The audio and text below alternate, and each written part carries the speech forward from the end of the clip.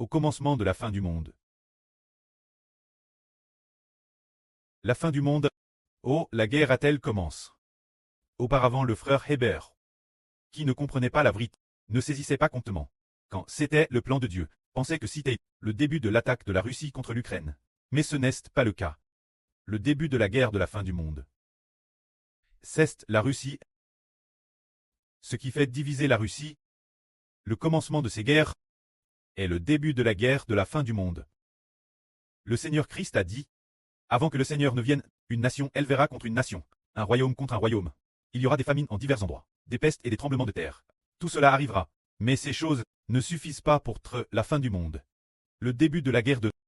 Par exemple, Trump attaquant le Venezuela, heurtant leurs dirigeants. Trump voulant attaquer cet Iran, puis faisant éliminer le guide suprême par un bombardement, le régime iranien est sur le point de s'effondrer. Tout cela est lié au fait que le monde final est sur le point de finir. Mais la guerre la plus centrale, la guerre de la fin du monde, ce signe commence par la division de la Russie.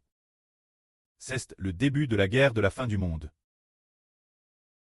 Un commencement de la guerre de la fin du monde est précisément la division de la Russie. C'est dans la Bible. La prophétie du livre du prophète Daniel, précisément au chapitre 11 de Daniel. Tout ce chapitre 11 de Daniel est TRS long. Le livre de Daniel, le plus long, est le chapitre 11. Une TRS longue section décrit la division de la Russie. Une TRS longue section décrit quoi presque la division de la Russie, décrit la Russie du Sud. Le roi du Midi et le roi du Nord s'attaquant mutuellement. Au total, 2 rois du Midi sont apparus. Et 3 rois du Nord. Se dire que la Russie s'est divise. Elle se divisera en 10 pays. En fait, elle se divise en plus de 10 pays. Mais plus tard, il ne restera que 10 pays, divise en plus de 10 pays. Environ 12 pays semble-t-il. Parmi ces 12 pays divisés, c'est le roi du Midi, qui est le plus puissant au tout début, mais plus tard, contre toute attente. Ce roi du Nord est devenu encore plus puissant. Alors ce qui est étonnant, c'est qu'il est aussi clairement écrit, le roi du Midi fait référence. La division, se dire que la Russie s'est divise, parmi lesquels se trouve le pays du Sud, divisé en plus de 10 pays, l'un de ces pays est appelé le royaume du roi du Midi. Alors comment apparaît le roi du Nord? Le roi du Nord, c'est dans le royaume du roi du Midi. Il y aura un général. Il y aura un général TRS puissant. Il ira vers le nord. Après Stréal vers le nord, il y établira un royaume. Ainsi, après avoir établi le royaume au nord et au bas, il s'opposera à celui du sud. Son ancien maître. Avec son ancien maître, ils deviendront ennemis. Ainsi, le roi du nord est en fait un général sous les ordres du roi du Midi, qui est allé au nord pour établir un royaume. Ce sont les détails que le prophète Daniel a mentionnés. Ainsi, le sud et le nord ont continué se battre. Se battant encore et encore, se battant encore et encore, chacun connaissant des victoires et des défaites. Ils se sont battus en tout. Pendant environ 10 ans après quoi, le roi du Nord a commencé à s'allier avec de nombreux pays. C'est Ali. Lorsque le roi du Nord s'est allié avec de nombreux pays, il est devenu la bête d'Icorne. Mais quant au roi du Nord, c'est le 3e roi du Nord qui s'est allié. Le temps de règne du premier roi du Nord est. Son temps de règne peut être de 5, 6, 7 ou 8 ans. Le 2e roi du Nord. Son temps de règne, son temps en tant que dirigeant, n'était peut être que de moins d'1 an.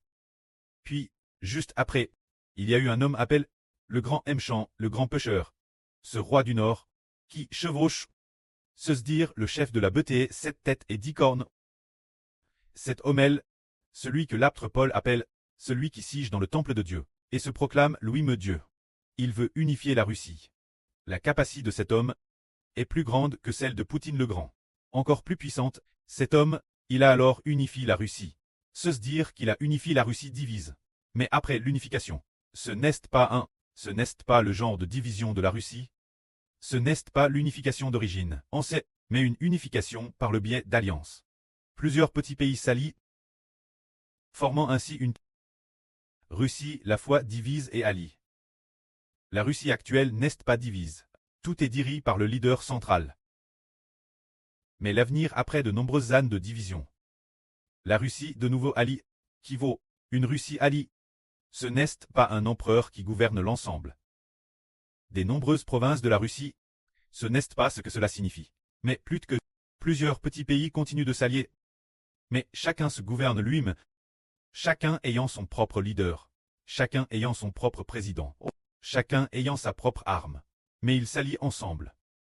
Ainsi, le plus puissant, ce roi du Nord, le troisième roi du Nord, devient le chef de l'alliance.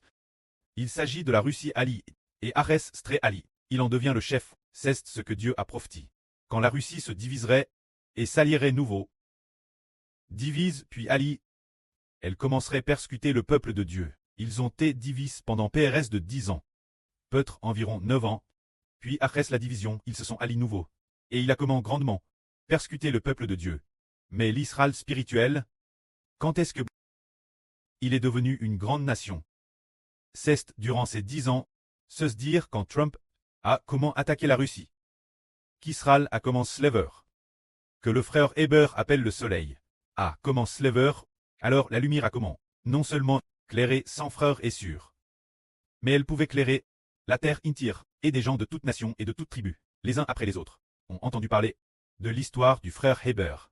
C'est donc ce moment tel que l'évangile des enfants d'Israël, l'évangile d'Israël, l'évangile de Ashber, a comment se propager, et de plus en plus de gens ont connu le frère Ashber, et ont cru en lui, s'efforant presque chaque jour de chercher les vidéos du frère Ashber pour l'écouter, puis chaque jour, selon les enseignements du frère Ashber, d'adorer Dieu ensemble.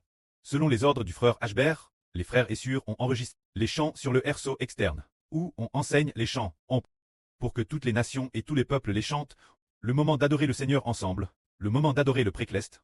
Et alors arrive, c'est dire, il y a tout juste 2 ou 3 jours, le pré travers 2 rêves, à Ordon Ashber de bâtir Israël, et d'obtenir par l'évangile beaucoup de personnes, pour ramener les enfants d'un grand pays au royaume des cieux.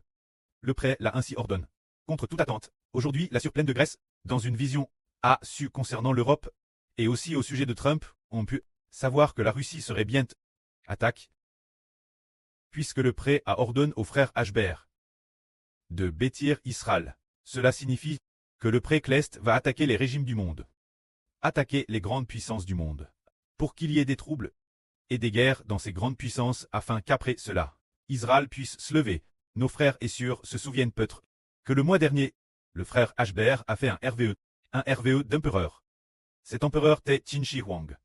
Dans sa jeunesse, bien Sir Qin Shi Huang dans ce RVE symbolisait le frère Ashber. Puis dans le RVE un cheval rouge est sorti en courant de la maison du frère Ashber. Dès qu'il est arrivé la porte, il s'est immédiatement couché par terre. Ashber a dit, un cheval si fort. Comment se fait-il que soudain, il se couche immédiatement par terre? Pourquoi s'est-il soudain précipite hors de la maison, alors que les autres chevaux étaient encore l'intérieur? Pourquoi s'est-il effort de sortir de la maison, puis s'est art net la porte, pour se coucher par terre et mettre bas? C'est parce que le moment est venu. Le moment est venu, c'est de dire que normalement, pour mettre bas, une jument qui met bas, elle ne courrait pas si vite. Cette vitesse elle a de courir dehors immédiatement. Pour donner immédiatement naissance à un poulain, le poulain qui est bien un poulain rouge.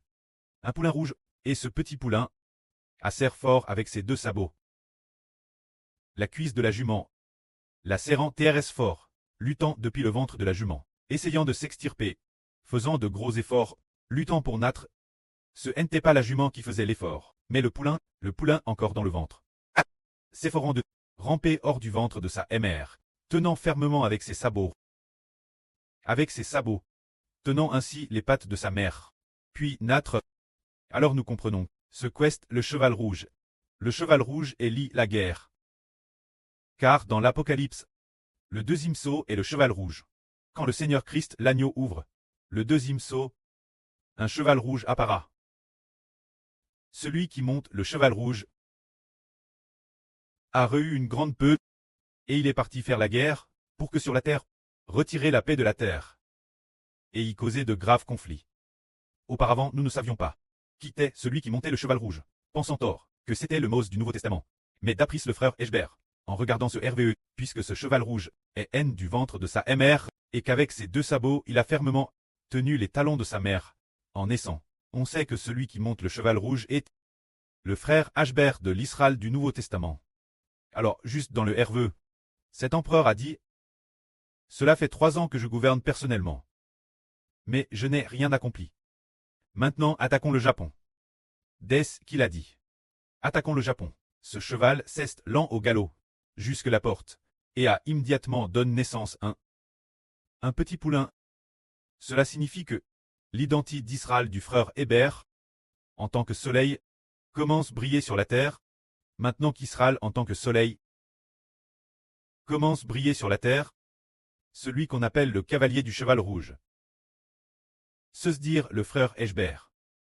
Celui qui doit faire face l'empereur, bien SR, celui qui permet au frère Ashbert d'être empereur, c'est le Seigneur. C'est le Seigneur Jésus-Christ qui dans le ciel va commencer à attaquer de nombreux pays. D'abord, il attaquera le Japon. Puis tout de suite après, il semble que la Russie, il va l'attaquer. Le plan pour diviser la Russie est DJ apparu. Auparavant, le frère Ashbert semble avoir le 25 juillet 2027 RV que le président Poutine obtiendrait son investiture pour un 5e mandat présidentiel. Mais que le jour, madame de la cérémonie d'investiture, il mourrait. En y réfléchissant bien plus tard, on a découvert qu'avant madame d'arriver sur le lieu de la cérémonie d'investiture, il était DJ décédé. Plus tard, cette affaire concernant le DCS de Poutine le jour de la cérémonie d'investiture, ou son DCS en 2024. Concernant ce genre de RV, le précleste à l'une après l'autre donne 8 rêves au frère Ashbert. En 2024. Le jour de l'investiture de Poutine, se dire avant le 7 mai 2024. Il a eu au total 8 rêves. Au sujet de la nouvelle de la mort de Poutine, le jour de l'investiture ou en 2024. Des rêves contenant cette nouvelle, il les a eu 8 fois. Nous disons que 7 fois c'est DJ beaucoup. Mais puisque le précleste a donné au frère Ashbert 8 rêves, cela indique que la Russie va certainement se diviser. La condition préalable, la division doit très que les choses concernant Poutine soient propagées. Ce qui est aussi une chose merveilleuse, en toute logique. DS que le président Poutine est décédé. Il aurait fallu, en toute logique, annoncer directement son DCS et le faire savoir au monde entier. Mais finalement, cela ne s'est pas passé ainsi. Mais cela a été caché pendant plus de 2 ans. On découvre maintenant qu'il y a une bonne volonté de Dieu. Si immédiatement, le président Poutine, la nouvelle de son DCS avait été annoncée au monde, alors la Russie aurait immédiatement fait remplacer le président russe Poutine par quelqu'un d'autre. Ainsi, il y aurait un nouveau président. Pour gouverner ensemble, alors la Russie ne se serait pas divisée si vite. Elle n'aurait pas clair. Il y aurait peut-être eu des troubles. Et alors, la Russie. Le nouveau président aurait dit « Je renverse la politique de Poutine. Je ne fais plus la guerre, l'Ukraine. Il suffit de se réconcilier avec l'Europe. » Ainsi, la Russie aurait très probablement maintenu le statu quo et ne se serait pas divisée si vite. Mais après la mort de Poutine, son DCS a été garde secret. La majorité des gens dans le pays ne le savaient pas. Seuls de TRS rares hauts fonctionnaires le savaient. Alors par exemple, le Premier ministre et les autres le savaient certainement. Le Premier ministre ainsi que le vice-premier ministre. Ils le savaient probablement tous. Ainsi ils ont pour le bien de la Russie fait jouer le sosie du président Poutine devant le monde entier. Et cela a continué jusqu'à ce que plus de 2 ans s'coulent. Puis ils ont cru tort que cela continuerait ainsi, comme si un pays n'avait pas d'empereur pour gouverner. Chaque haut fonctionnaire, les uns avec les autres ici, et personne ne pouvait devenir empereur. Bien. Alors, il n'y avait pas d'empereur pour unir les différents hauts fonctionnaires. Ce moment-tel, Poutine. Le faux Poutine était faux. Il n'avait aucune capacité, et personne ne le considérait comme le vrai Poutine. Il n'était qu'un sosie qui jouait la comédie pour le monde. Alors maintenant la Russie n'a pas de véritable empereur. Les hauts fonctionnaires le savent tous. Et entre ces différents hauts fonctionnaires, il y a aussi quelques petits conflits, et puis, il n'y a pas d'empereur pour gouverner. Bien. Ce moment-tel, quand les forces politiques tremblent, militaires et politiques attaquent. Qui va défendre la Russie pour qu'elle ne se divise pas? Qui peut se lever pour protéger la Russie? Justement, la mort de Poutine.